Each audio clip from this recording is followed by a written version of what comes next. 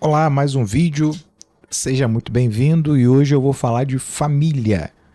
Eu quero focar em três crises na família, três situações que, na minha concepção, na minha visão, são cruciais para a crise familiar que vivemos hoje.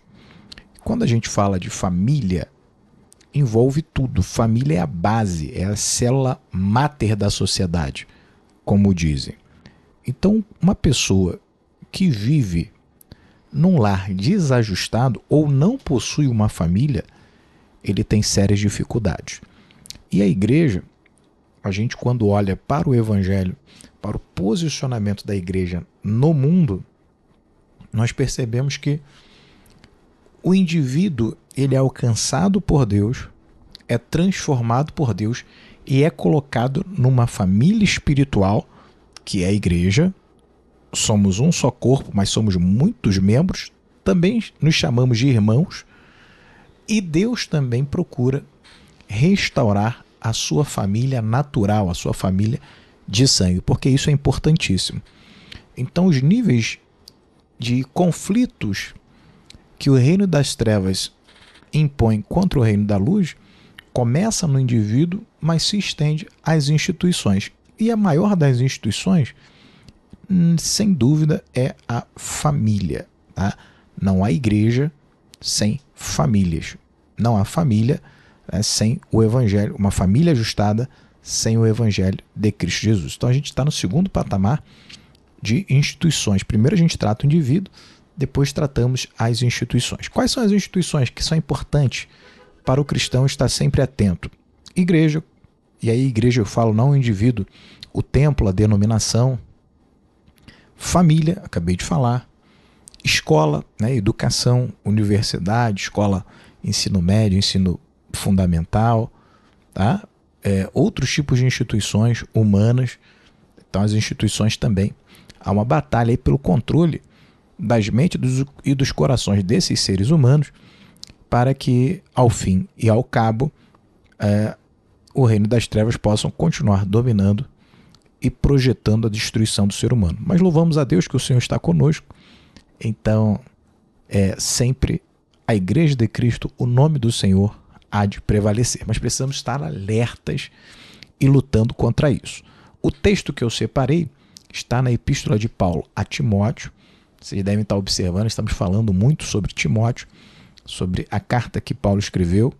Então veja os outros vídeos e vamos separando aqui alguns temas que nos chamam mais atenção. Se você quiser sugerir algum tema, fique à vontade, coloque aqui nos comentários e não se esqueça de se inscrever no canal. Quando você se inscreve, nós aumentamos o nosso alcance, o alcance da palavra de Deus. Tá? Dê o seu like também, o seu gostei, que aí o algoritmo aqui do YouTube, das redes sociais de uma maneira geral, entende que o vídeo é relevante e passa a enviar esse vídeo para outras pessoas que ainda não são inscritas no nosso canal.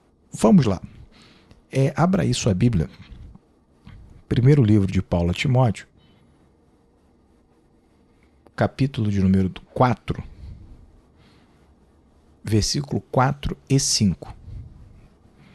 1 Timóteo 4, versículo 4 e 5. Vou ler aqui rapidamente para você, mas depois acompanhe se você está me vendo na hora do trabalho, se você ainda não chegou em casa, ou se está em casa, mas está sem a Bíblia, deixa anotado.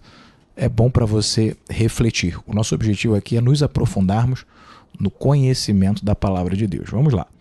Que governe bem sua própria casa, tendo seus filhos em sujeição com toda a modéstia. Porque se alguém não sabe governar a sua própria casa, terá cuidado da igreja de Deus? Então Paulo aqui, num primeiro momento, ele está falando sobre a responsabilidade dos bispos, dos líderes religiosos. Mas o que eu quero focar é na visão que Paulo teve na inspiração divina para colocar entre os vários deveres de um bispo, de um líder religioso, a importância de governar bem a sua casa. E a ideia aqui de governo não está relacionado a uma ditadura o bispo, o homem, ele não é ali um ditador, um tirano dentro da sua casa, não. Governar bem significa que ele deve ter responsabilidade para que com amor e moderação, sabedoria, ele leve os seus filhos, a sua família, a sua esposa, até o Senhor. Tenha ali uma educação de qualidade, uma vida em família, enfim. Então, essa é a questão, a responsabilidade. O texto aqui não está dando ao homem ou à mulher que seja uma autoridade monárquica, uma forma de sujeição, de escravidão, de servidão aos líderes da casa. Não, ao contrário. Está se colocando sobre o pai, sobre a mãe, uma responsabilidade de gestão, de organização. Então, há uma importância aqui, a Bíblia relata a importância da família, e a família ela é importante em todas as fases da nossa vida. Não existe um bom profissional, um bom empresário, um bom marido, uma boa esposa, se não houver ali o seio familiar, o esteio familiar. É claro que em algumas exceções, você vai me dizer, olha, eu conheço pessoa que não tem família, são exceções. A gente nunca pode aplicar um conhecimento buscando algo que não é comum. Se você pegar a quantidade de pessoas que fracassaram na vida e um dos motivos, não o único, mas um motivo importante também, se você analisar a história daquela vida, foi a falta de um amparo familiar, porque a pessoa não teve a oportunidade de conhecer seus pais, de ser criado de uma maneira amorosa, dedicada, ou a pessoa nasceu num lar desajustado, até conheceu o pai e a mãe, até foi criado por um deles ou por ambos, mas apenas foi largado ali, o exemplo era muito ruim. Você vai observar que na grande maioria das vezes essa criança se tornará um adulto também desajustado. Então, quando você vê as exceções, são exatamente isso, exceções, e que cada vez, infelizmente, são mais raras. Quais são os problemas que a gente observa? Eu separei aqui 3. Tá? O primeiro, a falta de valorização do casamento. Então, os primeiros problemas que nós temos, os ataques contra a família, o ódio contra a família começa numa valorização, ou melhor dizendo, numa desvalorização da família e principalmente na desvalorização do casamento.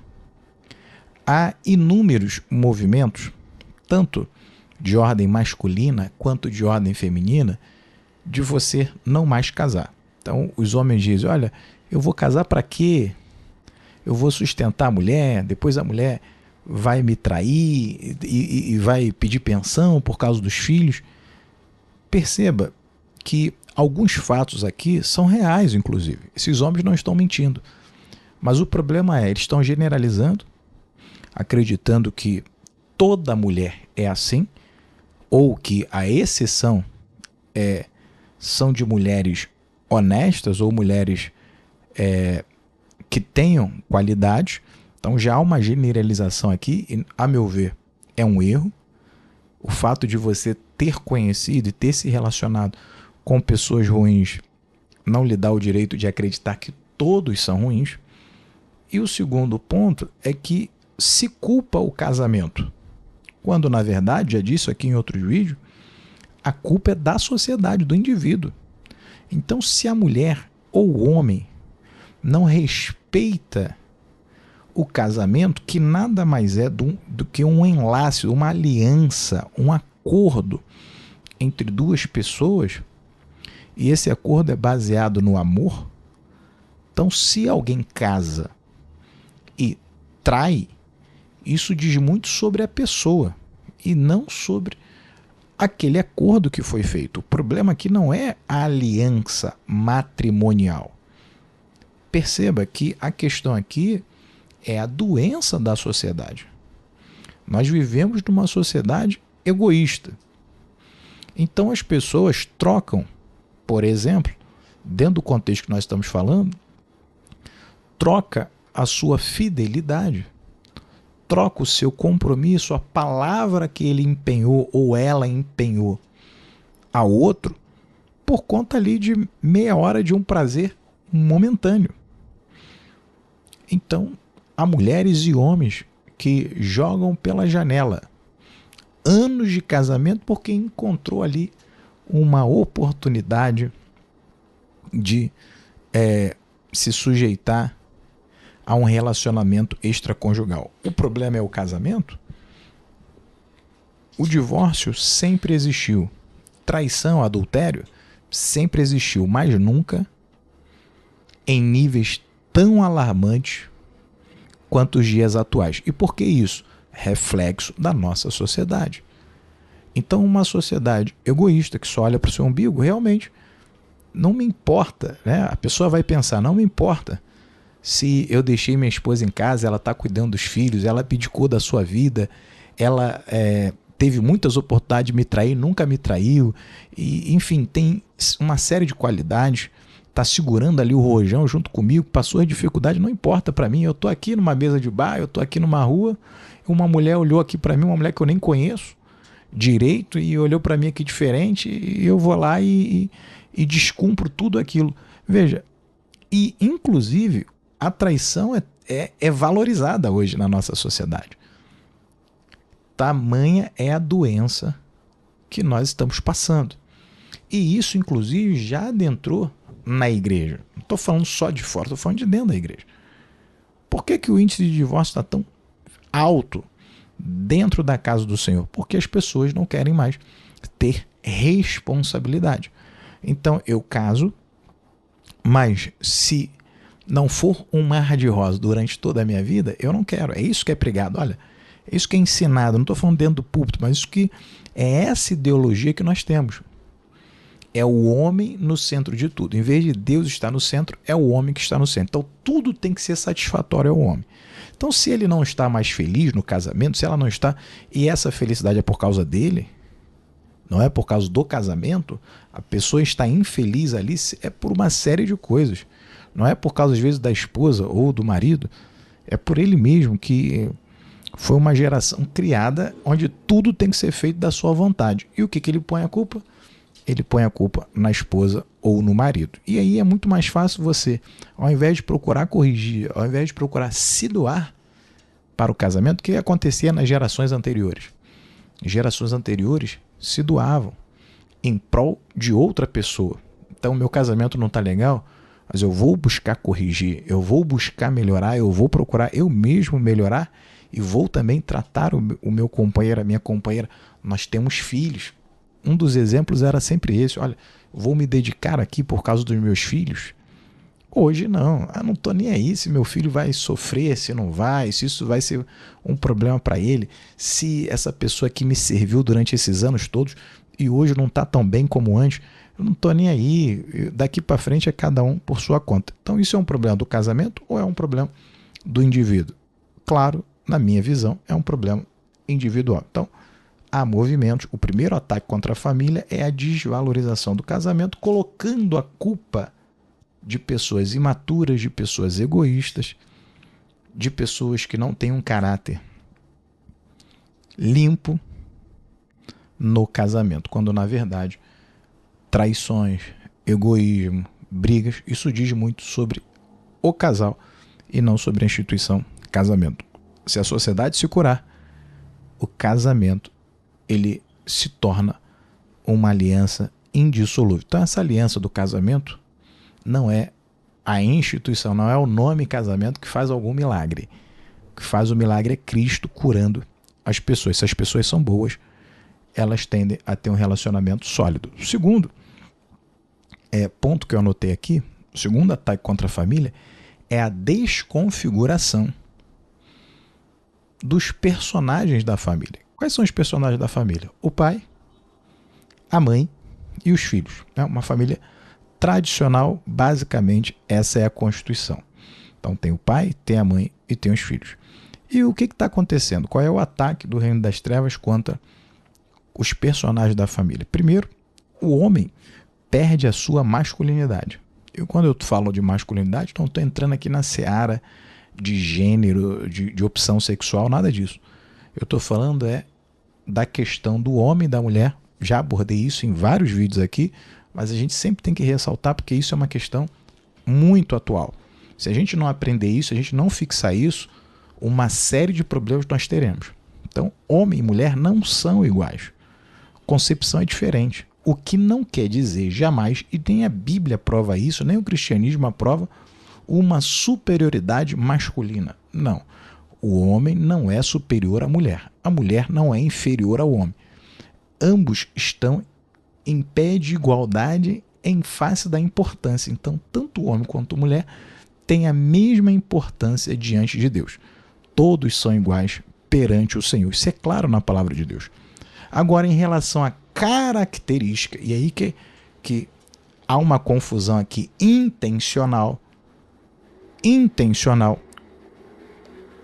Esse erro tem levado problemas seríssimos à igreja de uma maneira geral e também à sociedade. Então, como característica, o homem e a mulher são diferentes. E Deus os criou de forma diferente propositadamente para que ambos se unam, como diz a palavra, os dois sejam uma só carne, e cada um tendo uma característica diferente, a família cresce muito mais, porque um é melhor numa área, o outro consegue se diferenciar em outras, enfim. A mulher pode fazer o papel do homem em todas as áreas, não estou dizendo que não. E o homem pode fazer o papel da mulher, mas cada um tem uma característica especial, criada por Deus, e assim terão mais facilidades. Então, quando a criança ela recebe ali o amor e a instrução de um pai e uma mãe maduros, amorosos e responsáveis, essa criança é complementada em todas as áreas da sua vida. Quando a mulher tem que fazer o papel duplo de homem e de mulher, a criança sofre. E quando o homem também tem que fazer o papel duplo de homem e mulher, a criança sofre. Então, essa falta, esse ataque à masculinidade do homem, esse ataque ao feminino, a mulher, ela é violentada todo dia, ideologicamente falando, porque ela tem que deixar as características femininas, porque ela não pode ser submissa, porque ela é uma escrava, quando nunca se tratou de submissão ser igual à escravidão. Então, a mulher tem que perder o feminino para ter características masculinas, e o homem tem que perder características masculinas e se tornar mais feminino. O que existe aqui? Uma crise e principalmente um desprezo pelas características de ambos, fazem com que haja um enfraquecimento da família. Então os homens estão cada vez mais fracos e sobre as mulheres há cada vez mais responsabilidade. Isso há um ataque entre elas. E para a gente finalizar, o terceiro personagem da família, que são os filhos, também, né? Os filhos ali, ele deixa de honrar tanto pai quanto mãe, ele não mais se sujeita, não mais se subordina.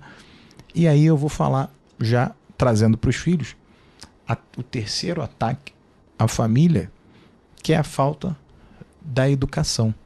E falta de educação não é você botar na escola. A escola é um tipo de educação, é uma instrução de conhecimento técnico. Aprender o português, a matemática, mas a educação familiar, que também é de suma importância para qualquer ser humano, ela tem sido deixada de lado. E aí você tem esses filhos que são descaracterizados, perdem a sua característica porque não recebe do pai e da mãe, né, uma identidade familiar comum, e aí essas crianças se tornam crianças totalmente desreguladas. Tanto é que, se você pesquisar, a geração que entrou agora no mercado de trabalho, que está assumindo seus postos, que está em evidência, é a chamada geração Z. Pesquise depois aqui na internet. Não existe, isso são dados, não sou eu que estou falando, são cientistas, sociólogos que estão estudando, e volta e meia você vê artigos científicos nesse sentido. Nunca houve uma geração tão fraca como está sendo o surgimento da geração Z. A geração Z é uma das piores e mais fracas gerações que já existiram em toda a história do ser humano. Isso é o quê? são seres humanos inferiores? Óbvio que não. Essa geração é inteligentíssima, a geração já da era da internet. Porém, faltou essa base. E hoje eles estão correndo contra o tempo para poderem suprir essa falta que teve das gerações anteriores, principalmente no nível educacional familiar. Então são vários ataques contra a família. Como a igreja resolve isso? O conhecimento, a instrução. A Bíblia tem várias formas de educação familiar e isso não exclui a educação da escola. São educações diferentes. Então você, como um pai e uma mãe cristã, leve o seu filho para a escola, sim, seja uma escola religiosa ou não. Essa não é tão grande a questão. Mas faça do seu lar uma escola também. Uma escola educacional familiar, onde as crianças ali não vão aprender português, matemática, a não ser que você faça uma revisão com eles, uma forma de reforço escolar. Eles vão aprender a ser bons filhos, vão trabalhar o conhecimento, a intelectualidade, o respeito, o temor a Deus, o respeito aos pais, a honra aos pais e uma série de outros conhecimentos que farão deles ótimos profissionais, ótimos filhos, ótimos cristãos e ótimos cidadãos. Então, fique bem atento a isso, com conhecimento da palavra, oração, ore pelos seus filhos, interceda por eles a cada dia, não tem como dar errado. Então seja um bom cristão, compreenda a palavra de Deus e ensine, como a Bíblia diz, o menino no caminho em que deve andar. Ele vai gerar muitos frutos, jamais vai se esquecer deste caminho, tá bom? Então guarde essa palavra. Não se esqueça, se inscreva aqui no canal, coloque seu comentário, se você gostou, não gostou, tem alguma dúvida, vamos em frente. Que Deus te abençoe sempre.